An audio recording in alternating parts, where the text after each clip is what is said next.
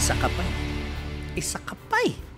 I don't wanna miss a thing. Ay, ano yun? Pang Regine Velasquez? Pang kompetisyon? Pang solo yun eh. Pang solo. Ginawa mong grupo. Tinaasan mo pa. But, you know, kudos to the kids. The kids really played a major role para sa aming mga coaches, honestly. Kasi yung mga challenges na binigay namin sa kanila and yung groupings na binigay namin, it was on purpose. Kaya, Zach, good job. Very risky yung mga ganyang kanta. And I think may hinanakit si Zach nung hindi siya nanalo sa The Voice Kids dati. So ngayon nilalabas niya ngayon lahat ng galit niya sa mga kids niya.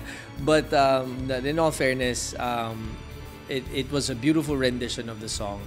They nailed it. And yun nga lang, it really boils down na we all have to make that critical decision. Kailangan talagang magdesisyon kung sino yung matitira at sino yung maiiwan. So, once again, saludo ako, actually more than anything, sa mga kids this season. Great job.